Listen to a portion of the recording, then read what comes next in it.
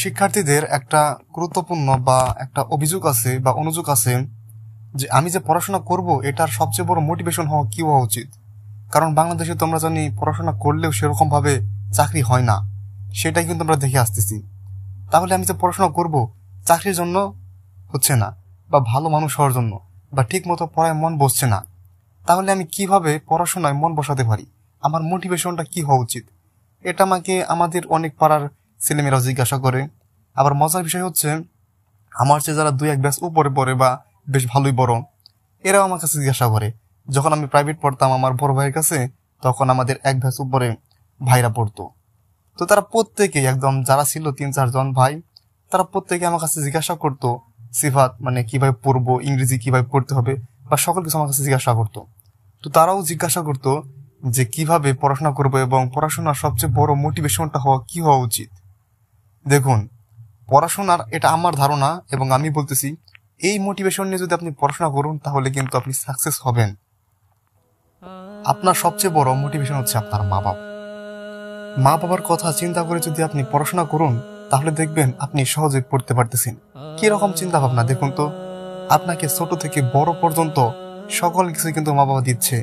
তাদের শ্রম, ঘাম, পরিশ্রম, টাকা পয়সা, এমনকি আপনার যে বই কেনা লাগতেছে, শুধু টাকা যে দিতেছে তা না, তারা কিনে আনতেছে। আমার এটা লাগবে, ওটা লাগবে, কলম লাগবে, খাতা লাগবে, সকল কিছুই কিন্তু তারা দিতেছে। তারা না দিলে কিন্তু আপনি পড়াশোনা করতে পারতেন না। এই জিনিসটা যদি আপনার মধ্যে থাকে, মাথায় থাকে, আমাদের মা বাবা আসলে কি চায় বলুন তো দেখি। আপনি আপনার মা বাবাকে দেখবেন, যদি ইনকাম করেন তাহলে কোনোদিন দেখবেন যে 1 লক্ষ টাকা দিবেন, সে খুশি হবে, ঠিক আছে।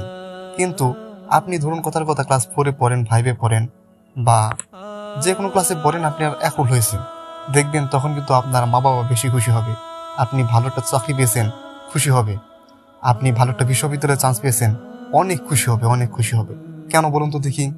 কারণ তারা টাকা চায় না, মা বাবা টাকা চায় না। টাকার চাইতে যে জিনিসটা বেশি চাই সেটা কি? সেটা হচ্ছে আমাদের সফলতা। তার মানে বুঝলাম কি, আমরা আমাদের কাছ থেকে আমাদের মা বাবা চাই টাকা না, সফলতা। টাকার চেয়েও বড় জিনিস সফলতা, বা আমরা আমাদের মা বাবার কাছে সবচেয়ে বড় জিনিস। এই জিনিসগুলো যদি আমাদের মাথায় থাকে তাহলে বলুন তো, আপনি যে এসব কথা শুনতেছেন এরপর কি মনে হচ্ছে না যে আপনি পড়াশোনা করবেন? দেখুন, মা বাবা কিন্তু আপনার জন্য সব কিছু দিয়ে দিতেছেন, তাহলে আপনি কেন পড়াশোনা করবেন না বলুন তো দেখি। এই মা বাবার এসব কথা ভাবুন, যেই মা বাবা কিছুই চায় না, শুধু চায় একটু ভালো রেজাল্ট করি আমরা, ভালো রেজাল্ট বা সফলতা অর্জন করি।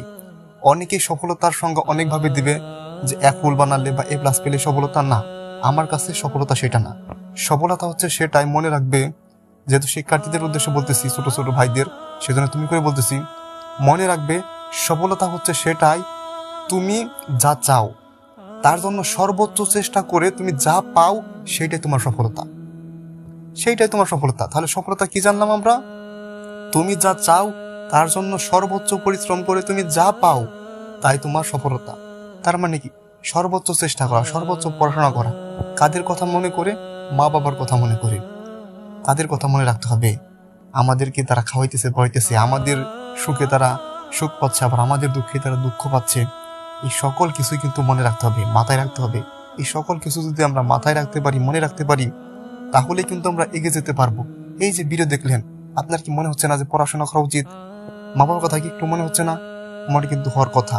আর আপনার মধ্যে যদি কোনো মনুষ্যত্ববোধ না থাকে তাহলে আমার কিছু বলার নাই, আপনাকে আমি কিছু বলতে পারবো না। আপনাকে যদি শত মোটিভেশন দেওয়া হয়, আপনার কাজ হবে না।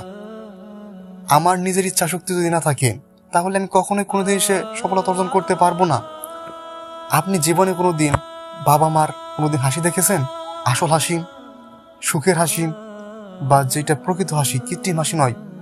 বিশেষ করে যদি বলি, মা বাবা কিন্তু আমাদের সামনে প্রকৃত যে হাসি, সেই হাসিটা সাধারণত আমরা দেখতে পাই না। বিশেষ করে যদি বলি বাবার ক্ষেত্রে, আপনি আপনার সফলতার মাধ্যমে কিন্তু আপনার বাবার কাছ থেকে আপনি সেই হাসিটা দেখতে পাবেন। সাধারণভাবে কিন্তু আমরা আমাদের বাবা মার প্রকৃত হাসিটা দেখতে পাই না, কিন্তু আমরা তখনই দেখতে পাবো যেই দিন আমরা সফলতা অর্জন করব। আপনি একবার বিশ্বাস না হলে দেখুন, আপনি দেখবেন আপনার সফলতায় কিন্তু আপনার মা বাবা কেঁদে দিবে, কেঁদে দিয়ে আপনাকে জড়িয়ে ধরবে।